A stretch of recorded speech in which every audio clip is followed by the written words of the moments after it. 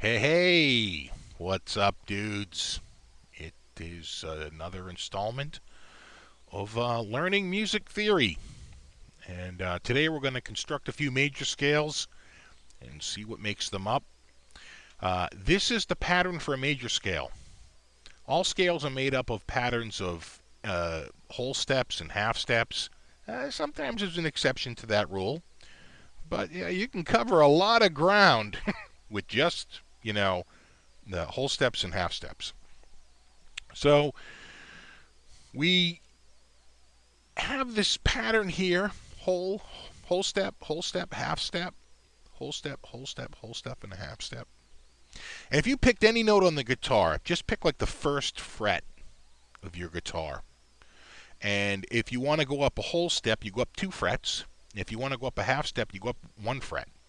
So pick, like, I don't know, the first fret on your high E string, which would be an F, and you just go up a whole step to the 3rd fret, and then to the 5th fret, and then the 6th fret, and then the 10th fret. I'm sorry, the 8th fret, and then the 10th fret, and then the 12th fret, and then the 13th fret, and you're an octave higher. You've instantly gone from you've just played a major scale.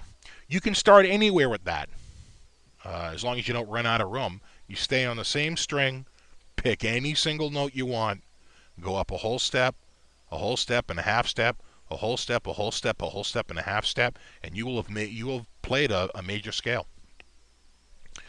And what I like about single string work is that it's so linear. Right? You really just see what's going on. It's very graphic. So I recommend you do that. But let's just, as a refresher, all notes are a whole step apart, all adjacent notes to each other. So like A to B, but we have an exception: a B to C and E to F. Those are half steps apart. And remember, a whole note is just 2 half steps, right? I'm sorry, a whole step is 2 half steps, and half steps are the smallest unit in the 12-tone tuning system. So, if you're going up 1 fret, you're going up a half step, and if you're going up 2 frets, you're going up a whole step. It's really that simple. So C is sort of like ground zero. It's sort of like the starting point for all this stuff. So we go to C, and you'll watch. This is the only scale that will fit this perfectly without having to alter the scale in any way. And we can see that right now. C to D, whole step. D to E, whole step. E to F, as we learned here, half step, which is what we need. F to G is a whole step, right there, this whole step right here. G to A is a whole step. A to B is a whole step. And B to C is a half step. Boom. Done. Works. That's the only one that's going to work.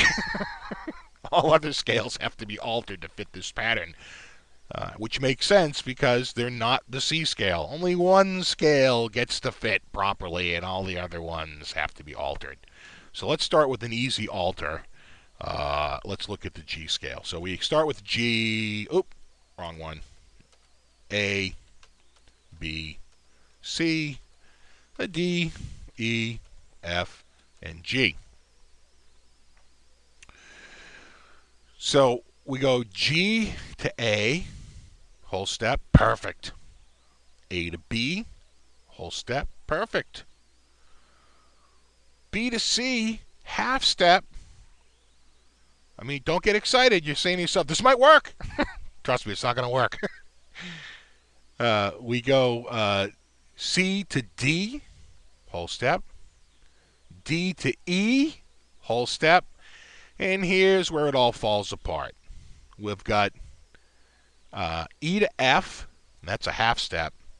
And we've got F to G, and that's a whole step. And that's the exact opposite of what we need. We really need a whole step in this position. 2 frets on a guitar, not 1 fret.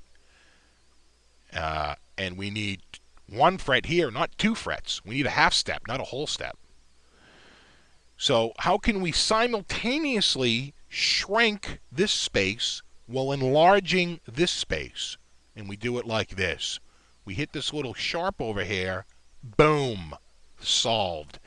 This little sharp symbol, raises the note that it's attached to. See, it's like clinging to this note. It raises this note, and see where it's positioned? That's where you write it, right before it. All right? Because by the time the musician sees it here, he's already played the wrong note. Well, get a little advanced warning. So we sharp this F, and that makes it an F sharp. E to F sharp is a whole step. And F sharp to G is a half step. And you can just look on your guitar and know that. If you go from E, which is the open, to F, that would be the first fret, but the F sharp would be the second fret. And F to G would be first fret to third fret, but F sharp to G is second fret to third fret. Right? So we shrink this spacing and we enlarge this spacing. Boom. Solved. Let's do one more. F, G, A, B, C, D, E, and F. We got 8 notes. They start on F. They end on F. We have an F scale. Let's see if we can get it to follow this pattern. Spoiler alert, we can't. F to G, whole step. Beautiful. G to A, whole step. Beautiful. And here's where it falls apart. A to B is a whole step, and we need a half step. And B to C is a half step, and we need a whole step. So we need to somehow enlarge this gap here, this B to C, while shrinking this A to B. Now, unfortunately, for some reason in this software, I can't just hit this B, this flat, and lower it. It doesn't want to work, and there's probably a very good reason for that. I have no idea what that reason would be. So there's a way to get around it, and I just put it here. Oh, wrong one. And I sharp it, and then I hit an harmonic, and there I get my B flat. And that took me about a day to figure that out. A little software workaround. But we have what we want. We have our A to B flat. We've shrunk this gap by a half step or 1 fret on the guitar, and we've enlarged this gap by a half step or 1 fret, and now we have a whole step. B flat to C is a whole step, and boom, that's what we want. C to D, whole step. D to E, whole step, and E to F, half step. All right. So there we very quickly worked out the C scale. That's measures 1 and 2. That's C major. The G major scale, right? That's measures 3 and 4, and the F major scale, and that's measures 5 and 6.